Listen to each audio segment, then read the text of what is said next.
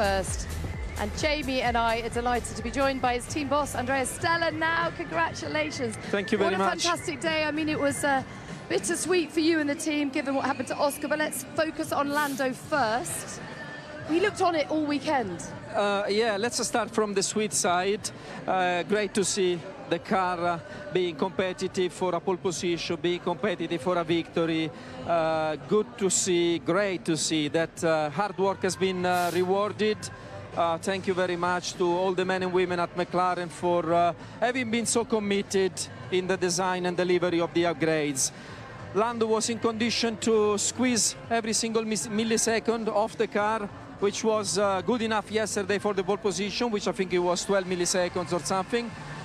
But today, if anything, the pace was even more encouraging. As soon as Lando was in the lead, I think he proved that he had a decent margin. So great news there, but obviously quite a lot of work to do on reliability. When you say encouraging, do you mean surprising? When we look at the numbers and the anticipated numbers associated with the upgrades, we thought that we needed to bring more performance to be in this condition. So in this sense, if you want, yes, a bit of a surprise. It's always good to have positive surprise, but this is a world of numbers, of facts. We remain with the feet on the ground. We know that there's more work ahead of us from performance, but like I say, also from a reliability point of view. Two papaya-coloured cars leading the way, something we were obviously very familiar with last year. Was there much of a headache or a strategy decision, obviously, on the pit wall, Lando pushing you to try to make that stop early? Well, I think today was actually great racing. It was great to see Lando and Oscar fighting at the start for the position, something fair, something that that's what our drivers to do. And then Oscar had his own chance to take the lead and see what pace he might have had. And how the race unfolded meant that with Oscar we went and covered Hamilton, and then there was some situation with the back markers. Lando was very quick once he had the lead, and he took advantage of this pace and the fact that there was some delay for Oscar. That's racing. We are McLaren racing, and today was great racing. Well, Oscar, obviously a very disappointing way for today to end, especially after how well you started. Gearbox issue, and do the team suspect it might have been related to going over a curb? I don't know. When it broke, I was just taking my normal line, so I'm not sure. Yeah. In terms of the start, how pleased were you with that and the moves you were able to make? Yeah, that was definitely the highlight of my race, and it went pretty downhill from there. So. Yeah, I mean, a lot of things to unpack. I think firstly, you know, the pace on the hard tyres just was nowhere, and then, yeah, obviously getting taken out by a back marker is never really one of the things you think can go wrong, but I was proven wrong.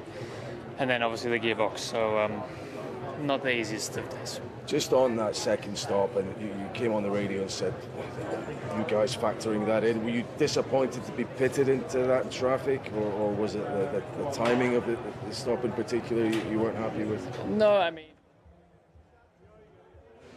crashed into by Carlos, and you know, in the moment I was hoping maybe they would not pit Lando because of that incident, to at least give me the chance to stay in the lead, but I think that's not very reasonable. So, you know, I was more just very upset in the moment about what had happened. I think the timing of my pit stop was fine. We wanted to beat Lewis, and that's what we needed to do to do that. Thank you. Well, Lewis, it's frustrating for your fans. It must be frustrating for you, the way these penalties sort of keep mounting up. How do you reflect on today? And is there any regret that you took the pit stop, that final one? Yeah, I definitely don't think we should have taken the stop. But the call came literally just before the pit lane entry, and I didn't have time to debate. And you've got to trust that there's a decision that's been taken. But in hindsight, my tyres were totally fine. I was probably going to lose out to Max, but I think I could have kept third at least. And then, yeah, just open up the door to obviously the penalty that I got at the end. The bigger picture, though, is you're second in the standings. You've got another 12, 13 races to go, and the car looks like it's steadily improving, so you must be optimistic for the second half of the year. I definitely am. I'm massively grateful to the team because they've really done a great job in this first half. I think the last 3 races for me have not been great. Lots of mistakes, mistake in Silverstone that cost dearly, and then obviously in the last race as well. So and then this weekend. So a lot of penalties in the last 3 races. So I've got to work hard to not give them the opportunity to get me any more penalties. But of course, Toto, in the business of winning world championships, is it sometimes when the races you can't win or don't win, the important ones to finish on the podium? Yeah, definitely. I think it wasn't running really well for us from Friday onwards, and then yesterday with the damage on George's car, the penalty that Kimi got, a P3 and a P6 is a good recovery. Nevertheless, it's not where we should be. Yet again, we did a mistake on screwing George.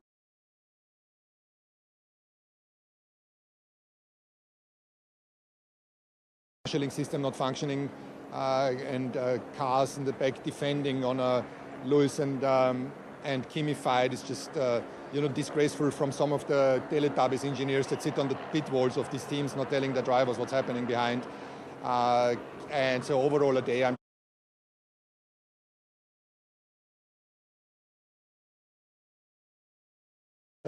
gap in the driver championship over the summer, good gap in the constructor championship, and that is a credit to a fast car, to a great team, at times unlucky, like with the VSCs today again, but also not good enough in reliability. Yeah, I mean, was it just, what was it with George, and is he still in the championship fight? Long way to go? Long way to go, absolutely. Long way to go, but we need to find out what it was. There was too much input from the throttle that he didn't give, and Boeing is not good. And we need to get on top of these things. Okay, Toto, thanks very much. See you later. Well, George, obviously a terrible start. Did you maximise what you could do after that today in terms of recovery?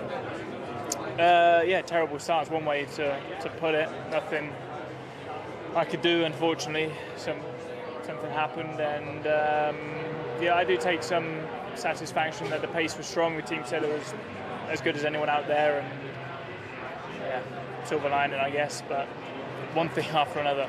Yeah, I mean, this is the wider point.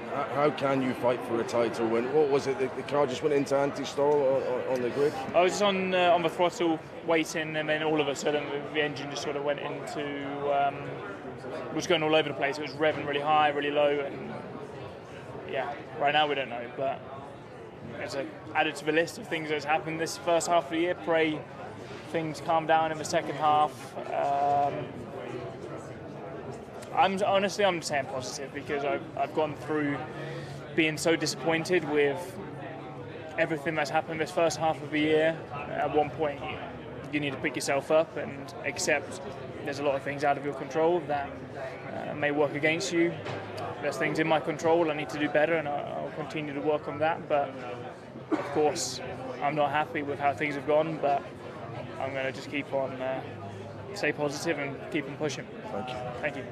That first win of the season, it's getting closer. It's getting closer. It's not a win, but it's a super solid race. I guess 2 very good news. One, the underlying pace of the car was much stronger in the race than what we have shown in this weekend. And second, once again, so strongly executed by the team and by Max, and Isaac. So we had a very solid race in Spa last week. We have another very solid race here after having suffered quite a bit in the weekend. So a big well done to everyone back in Milton Keynes, chassis side, PU side. The package confirmed that we are there fighting for the podium in the last 3 races. Not quite for the win, but everybody is fighting very hard to get that last bit. Okay, great stuff. Thank you very much. Well, congratulations, Max. I mean, it was great to watch you out there. I know it wasn't easy either, but did you enjoy some of the moves, some of the things you were able to do? The pass on Lewis in particular had a lot of people excited around this circuit.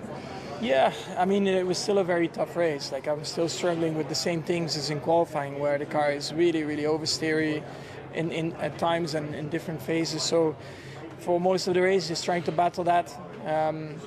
But I think we made a lot of good moves. So in the start, to move forward, that made my first stint, of course, a little bit easier.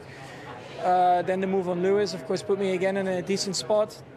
And then I guess the call at the end with the soft, it was a long stint, but luckily, it worked out for us. Yeah, you used that term, car degradation, as though somehow the car is changing in its, physicality. You talked about the dampers as well, not functioning as well as maybe at the start. Is this a new thing, or is this what you've been dealing with for a while now? No, a lot of known things, of course, that we already discussed a lot within the team. So we know where we have to look, we know what we have to do. It's just trying to find some of the fixes for it. Well, Arvid, it's another points finish, another strong qualifying. By your own high standards, how do you assess today? A good day for the team, but personally not the happiest. Why? It's just a little bit annoying. I've been ahead of my teammate now for quite a few times on the start, and then he's done a better lap one than me. So obviously it's something for me to look into to understand why. But obviously it's a little bit annoying after, we're doing a really good day yesterday and then not nailing lap one today and then being stuck behind. Yeah, but overall 10 races in, it's a fine start to you at this level. Yeah, I'm very happy with the first half of the year. Like I said, not super happy with today right now, but I'm sure, over the next couple of days, when I sort of have a bit of a think over the past few weekends, the first half of the year, for sure I'll be happy. And I think talking about the team, they've done a fantastic job. It's a really good day again for the team. Double points, P5 in the championship, really good pit stops again. So I think for sure there's things I could have done better, and I'm not super happy with myself, but I think big picture it's been a good first half of the year, and also a really good job from the team the first half of this year to be going into the summer break ahead of the midfield from where we started. Very well done. Well, Lando, really well done today. Is it extra satisfying because you had to deal with a little bit of first lap adversity, didn't have pit stop priority, you really had to show superior pace out there and did?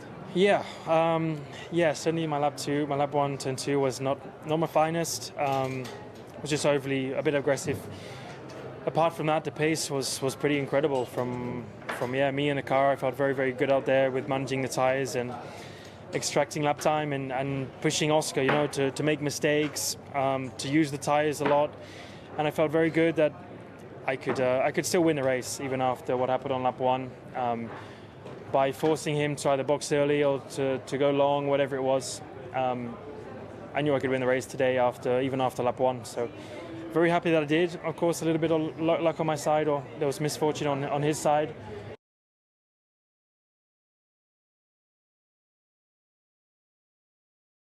Still very happy with just how I drove my race. The pace, the management was probably one of my best races in terms of personal performance, and that always makes me feel good. Kimi Antonelli has a big points advantage. Can you put the pressure on him on the second half of the season? He's a young guy. Does this make you believe you can take it to the later rounds, maybe? How far? How many points behind am I? 98, I think it is. 98? 90 odd. But look, Max was similar. He should feel the pressure, that's for sure. You know what I mean, don't you? 98, that'll be done in like 2 races, so, or 10. But yeah, the pressure's on him for sure. There's no pressure on me. I've been feeling very confident. They've been making more mistakes as a team, and we've made less, and we've certainly come strong, but I expect them to still win races. I expect us to win more races. We just need to be perfect from here on out for the whole year. We need to improve the car still. It was certainly better. We were certainly the quickest all weekend from quali to race, but not every race is going to be this simple, and are we going to be as quick? So we need to work hard to try and get the car to be this good everywhere, and if we can, then maybe that's a genuine question. Great job. Had to deal with today? Yeah, I think was a very good result. We was damage limitation after yesterday, and we had to really fight for it, because this weekend we struggled a little bit overall. but also, you know, other teams like Ferrari, McLaren, they brought upgrades, so it was kind of expected.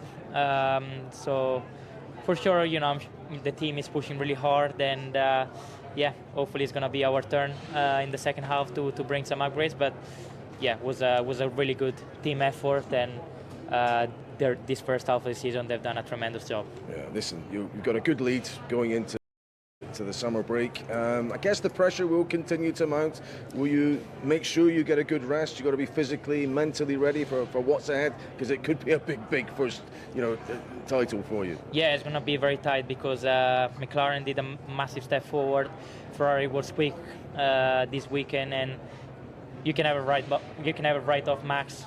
So it's going to be a really big fight. And also, you know, George is going to be back in shape for sure. So we just need to really keep raising that bar and, you know, just come back stronger, because it's going to be a very big push.